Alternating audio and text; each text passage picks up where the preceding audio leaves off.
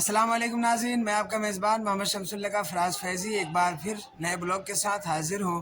میں اس وقت موجود ہوں پنجاب کے ضلع فتح گڑھ صاحب میں سرہند شریف میں۔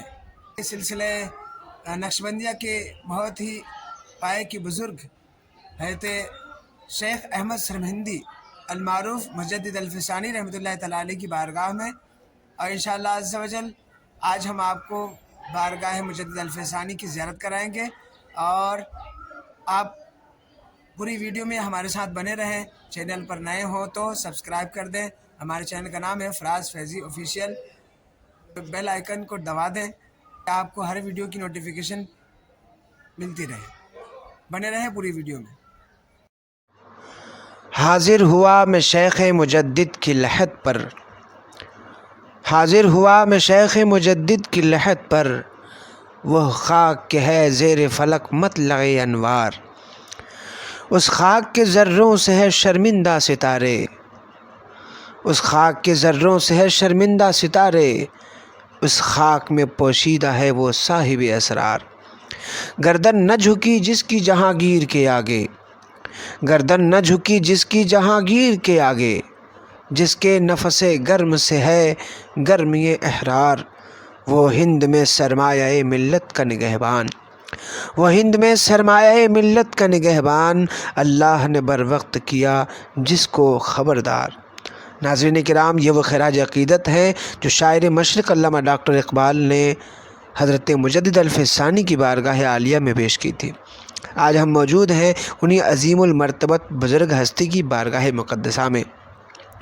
عہد اکبری اور جہانگیری میں مسند اقتدار سے لے کر عوام کے انتہائی پسماندہ طبقے تک، اور سری لنکا کے ساحل سے لے کر آسام تک، بحیرہ عرب کے جنوبی مسلم علاقوں سے لے کر چین کی سرحدوں تک، حضرت مجدد الفسانی رحمۃ اللہ تعالیٰ علیہ نے جو رشد و ہدایت کی شمع فروزاں کی، اس سے متذکرہ علاقوں کے علاوہ پورا عالم اسلام منور ہوا۔ سلطنت مغلیہ کے مقتدر ایوانوں اور عام مسلم گھرانوں میں آپ کے تجدیدی کارناموں کی وجہ سے لاکھوں افراد کامیاب اور راہ راست پر آ گئے۔ آپ کی بے باکی، بے خوفی اور بے غرضی کو دیکھ کر قرون اولا و ثانیہ کے مسلمان صحابہ و تابعین کی یاد تازہ ہو جاتی ہے۔ ناظرین کرام، یہ مقدس ہستی اور یہ سامنے جو آپ اسکرین پر خوبصورت نظارہ، خوبصورت گنبد کا منظر دیکھ رہے ہیں، یہ اسی بزرگ ہستی کی بارگاہ عالیہ ہے جسے ساری دنیا مجدد الفسانی رحمۃ اللہ تعالیٰ علیہ کے نام سے جانتی اور پہچانتی اور یاد کرتی ہے۔ آپ کا پورا نام شیخ احمد سرہندی ابن شیخ عبدالاحد فاروقی ہے۔ آپ کی پیدائش جمعۃ المبارک 14 شوال 971 ہجری بمطابق 26 مئی 1564 عیسوی کو سرہند شریف ہندوستان میں ہوئی۔ کم سنی میں ہی حفظ قرآن مکمل کر لیا۔ سیالکوٹ جا کر مولانا کمال الدین کشمیری سے معقولات کی تکمیل کی اور اکابر محدثین سے فن حدیث حاصل کیا۔ آپ محض 17 سال کی عمر میں تمام مراحل تعلیم سے فارغ ہو کر درس و تدریس میں مشغول ہو گئے۔ سلسلہ چشتیہ کی تعلیم اپنے والد، سلسلہ قادریہ اور نقشبندیہ کی تعلیم دہلی جا کر خواجہ باقی باللہ سے حاصل کی اور آپ کے دستے مبارک پر بیعت کی۔ جس نے سب سے پہلے مجدد الفسانی کا خطاب استعمال کیا، وہ عظیم ہستی امام المتکلمین علامہ عبدالحکیم سیالکوٹی کی تھیں۔ اس کے علاوہ آپ کے بہت سارے القابات ہیں جو موجودہ اسکرین پر داخلی دروازے پر لکھے ہوئے ہیں۔ ناظرین گرامی، ہندوستان کی سرزمین پر سلسلہ نقشبندیہ کو جس عظیم ہستی نے متعارف کرایا، وہ آپ ہی کے پیر و مرشد خواجہ رضی الدین محمد باقی باللہ رحمۃ اللہ تعالیٰ علیہ ہیں، اور اس سلسلے کو ترقی دینے والی ذات امام ربانی مجدد الفسانی رحمۃ اللہ تعالیٰ علیہ کی مبارک ذات ہے۔ 10ویں صدی ہجری کے یہ وہ عظیم بزرگ ہیں جن کی تعلیمات ساری دنیا میں پڑھی اور پڑھائی جاتی ہیں۔ راہ سلوک پر چلنے والوں کے لیے مشعل راہ ہیں۔ انہوں نے اپنی ساری زندگی اعلاء کلمۃ الحق کے لیے وقف کر دیا اور اپنے دور میں اٹھنے والے تمام فتنوں کا جواب دیا، سدباب کیا۔ ناظرین کرام، درگاہ شریف کے احاطے میں کبھی ایک کنواں ہوا کرتا تھا۔ آپ رحمۃ اللہ تعالیٰ علیہ کے زمانے میں آپ کے ایک مرید حج بیت اللہ شریف کے لیے گئے اور وہاں سے اپنے پیر و مرشد حضرت مجدد الفسانی رحمۃ اللہ تعالیٰ علیہ کے لیے ایک تسبیح خریدی۔ جب وہ مرید نہر زمزم پر وضو کے لیے گئے تو وہ تسبیح زمزم کے نہر میں گر گئی۔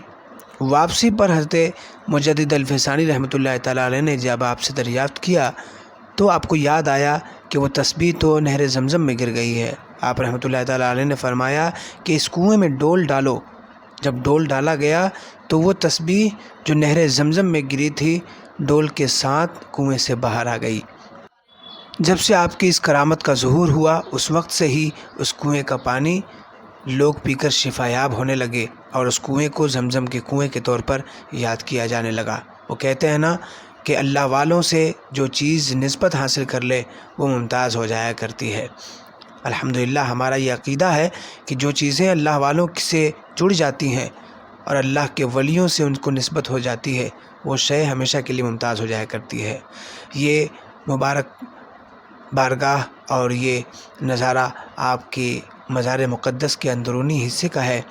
آپ دیکھ سکتے ہیں تصویروں میں، آپ زیارت بھی کر سکتے ہیں۔ الحمدللہ عز و جل ہمارا یہ عقیدہ ہے کہ اللہ والوں کی بارگاہوں میں اللہ تبارک و تعالیٰ اپنے بندوں کی دعائیں جلد قبول فرماتا ہے اور لوگوں کو ان کی مانگی ہوئی مرادیں بھی دی جاتی ہیں۔ الحمدللہ عز و جل ہمارا یہ عقیدہ کا قیامت باقی رہے گا۔ ناظرین گرامی قدر، آپ کی جانکاری کے لیے یہ بتا دوں کہ حضرت امام ربانی مجدد الفسانی رحمۃ اللہ تعالیٰ علیہ کی آمد کی بشارت حدیث پاک میں بھی ہے۔ یہ ایک مسلمہ بات ہے کہ اللہ تعالیٰ نے حضور اکرم صلی اللہ تعالیٰ علیہ وسلم کو ما کان و ما یکون یعنی جو کچھ ہو چکا ہے اور جو کچھ ہوگا ان تمام چیزوں کا علم عطا فرمایا، اور آپ نے اللہ تعالیٰ کی اس عطا کردہ علم کی خیرات اپنی امت میں تقسیم فرمائی ہے، اور حضرات اہل بیت کرام و صحابہ اعظام رضی اللہ تعالیٰ عنہم کی ذریعے سے امت تک یہ علم پہنچا۔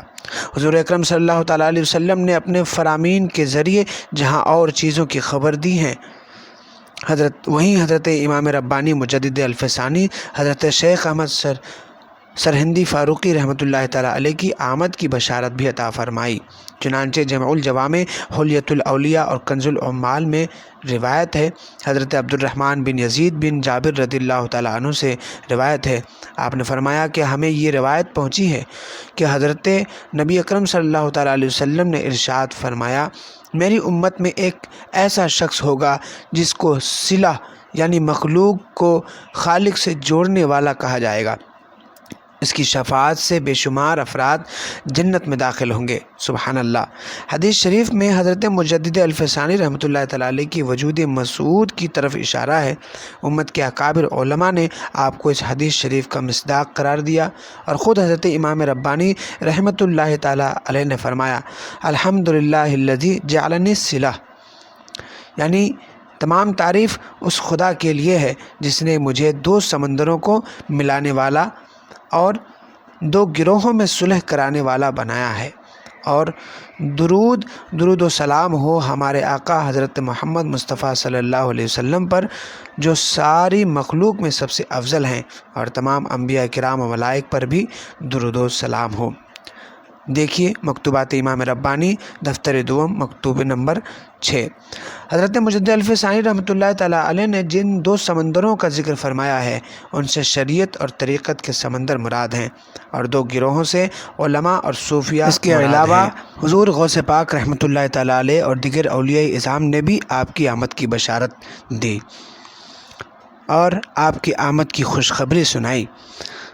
ناظرین گرامی قدر وقار، امت پر یہ بڑا احسان ہے کہ اللہ تبارک و تعالیٰ نے حضرت مجدد الفسانی رحمۃ اللہ علیہ جیسی عظیم ہستی ہمیں عطا فرمائی، کیونکہ حضرت امام ربانی مجدد الفسانی رحمۃ اللہ تعالیٰ علیہ نے ایسے نازک وقت میں صدائے حق بلند فرمائی جب بادشاہ جلال الدین اکبر نے دین اسلام کے مقابل ایک باطل مذہب دین الہی کی بنیاد رکھی، مساجد و مدارس کو منہدم کیا جانے لگا، حلال جانور ذبح کرنے پر پابندی عائد کی گئی، جبکہ حرام خوری اور شراب نوشی پر کوئی مناہی نہ تھا، شعائر اسلام کو مٹایا جانے لگا، احکام شریعت کو نظر انداز کر کے باطل نظریات کو فروغ دیا جانے لگا، بادشاہ کے دربار میں آنے والے ہر شخص پر لازم تھا کہ وہ بادشاہ کو سجدہ کرے۔ ایسے نازک وقت میں جب ہندوانہ رسم و رواج کو عام کیا جا رہا تھا اور اسلام کے تشخص کو